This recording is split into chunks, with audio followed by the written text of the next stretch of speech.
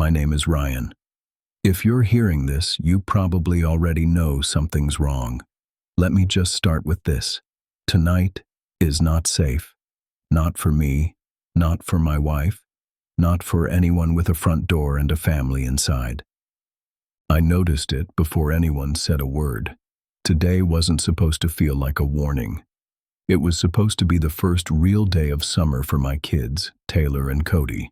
Lazy pancakes, cartoons way too loud, my wife Emily still in her bathrobe at 11. But something felt off the minute I stepped outside for the paper.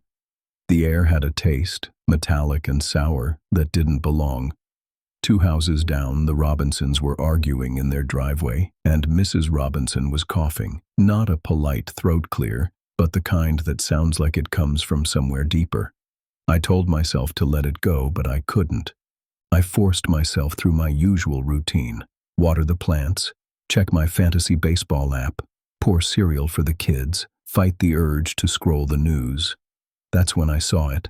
A military van, black, unmarked, parked crooked by the curb 3 blocks over, engine running. I stood there way too long. Then I saw something darker in the gutter, smeared along the curb, bright as nail polish. Blood, but nobody else seemed to notice. Or maybe they just didn't want to. I'm not the guy who panics. I'm the one who jokes about prepping.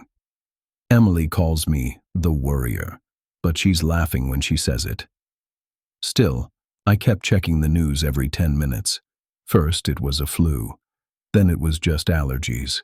Then the mayor went on live TV, looking like he hadn't slept in a week, mumbling about isolated disturbances. That's when the phone lines started dying. First my cell lost bars, then Emily's, then the landline crackled and went dead. I texted my brother, my mom, even the neighbor across the street. Nothing. Everyone I cared about just went quiet. The worst part was not knowing if it was just me. The world kept spinning, but the rules were changing, and nobody would say it out loud. I paced the house, feeling like I should apologize for something I couldn't name. Emily asked me twice if I was okay. I lied. It was late afternoon when I saw it for myself. My neighbor, Mr. Greaves, always trimmed his hedges on Thursdays. Today he just stood there, shears dangling, mouth slack. His wife, who usually glared at me for letting my dog pee on their lawn, was standing in the window, pounding the glass, drooling like a dog in the heat. I stared too long. Mr. Greaves looked up, made eye contact, and for 1 second, I swear I saw something hungry and empty behind his eyes. I ducked back inside, heart punching my ribs, hands shaking.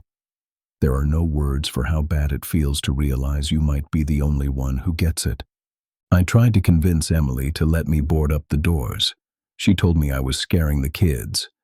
But then Cody said he saw a man in our backyard who walked funny and wouldn't leave, just kept staring through the fence. That's when Emily stopped arguing. We spent the next hour dragging the couch against the front door, nailing boards over the basement window, gathering every flashlight and can of beans we had. My hands were sweating so bad I almost dropped the hammer twice. The kids were pale and silent, clutching their stuffed animals. Emily wouldn't look at me. By the time the sun started setting, we'd blocked every entrance we could. It didn't feel like enough. I kept picturing Mr. Greaves staring, Mrs. Robinson's cough, the blood in the gutter. My phone buzzed once. A random emergency alert.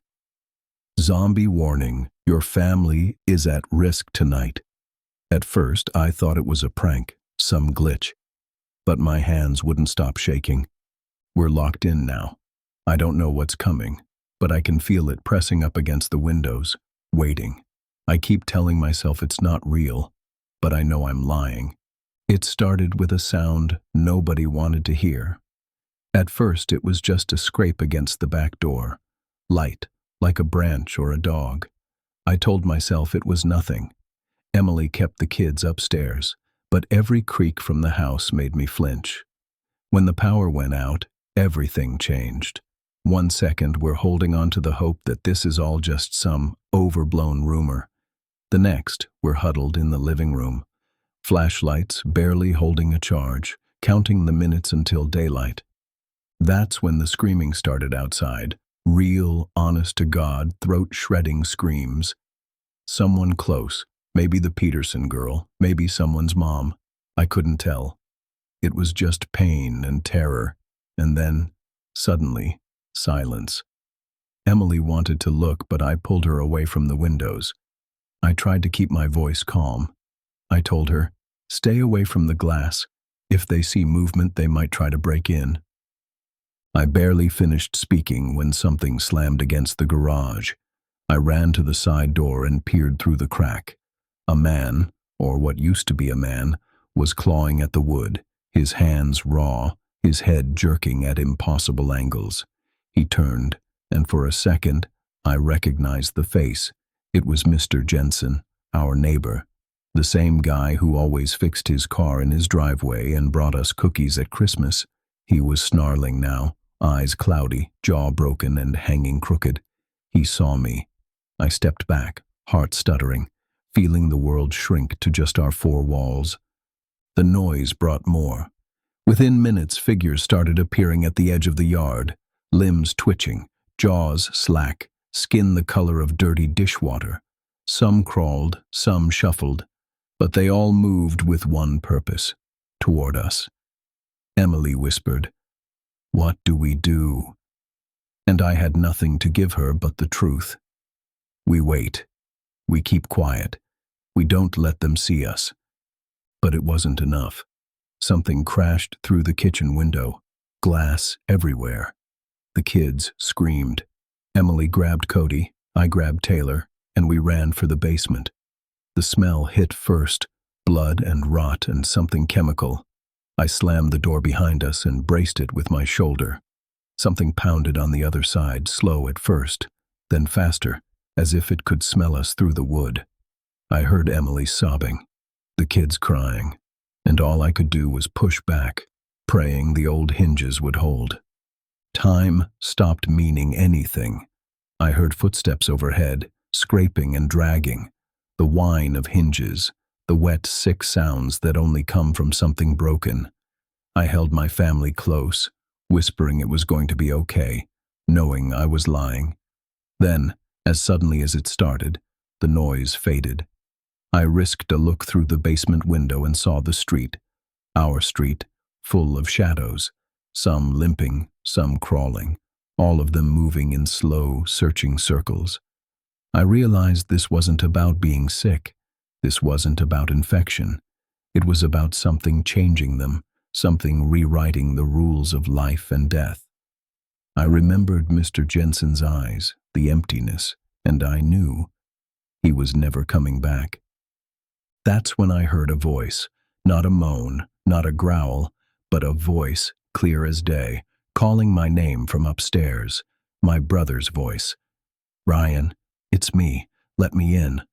It sounded just like him, desperate, familiar. For a moment I believed it. Emily squeezed my arm so hard her nails dug in. She whispered, "He's not your brother. Not anymore." The world was different now. The rules had changed and the people I loved might not be people anymore.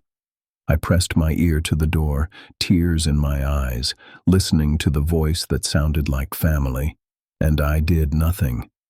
I couldn't move. I couldn't speak. I just held on to my kids, listening to the nightmare on the other side of the door, and realized there was no going back. The pounding on the basement door went quiet. Too quiet. Emily squeezed Cody, her eyes fixed on mine, waiting for me to say something, anything that might make this all okay. I couldn't.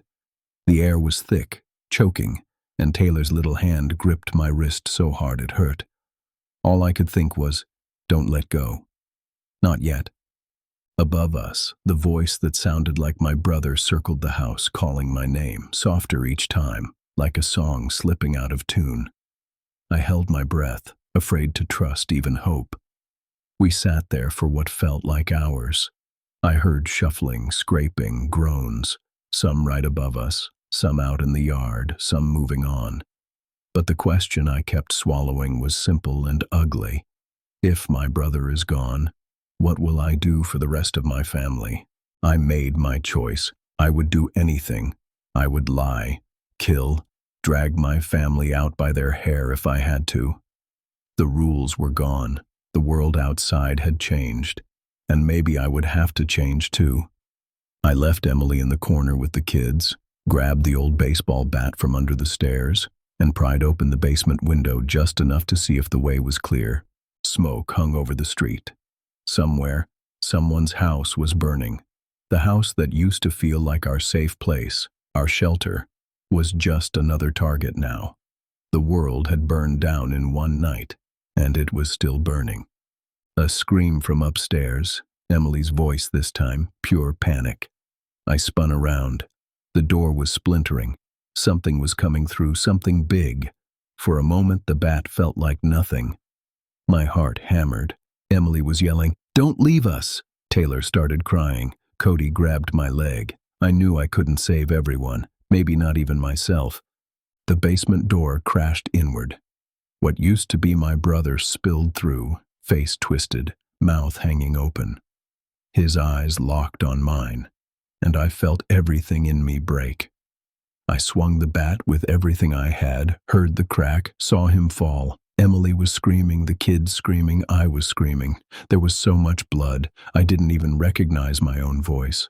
We didn't stay to mourn. No time. Emily and I dragged the kids through the basement window into the cold backyard. The world outside was chaos, fires, more figures staggering through the streets, shapes crawling through yards, howling into the smoke. There was no direction, just movement, just survival. Every step was a betrayal of safety, of comfort, of the family we'd been just one day before. We moved down the alley, ducking low, hearts pounding, looking back every other second. Every shadow was a threat. We lost the house, lost my brother, maybe lost ourselves, but we were alive. As the first light started to creep over the ruined rooftops, I looked at my family, huddled close, shaking, faces streaked with blood and tears. I realized I didn't know the rules anymore. I didn't know what I was willing to do or what kind of man I would have to become. But I knew this. The world was gone. There was no going back. We kept walking, nowhere to go but forward, through a world that didn't care about us, into a future that looked like a nightmare. Maybe we'd make it, maybe we wouldn't. But tonight, if you're hearing this, lock your doors. Trust no one. Don't answer the voice outside, no matter who it sounds like. The real horror isn't what's coming for you. It's what you'll do to survive. This was Ryan. If you're out there, keep your family close. And if you make it through tonight, don't forget what you've lost, or what you might become. You heard the warning. Don't listen to the whispers in the dark unless you want to end up in the next story.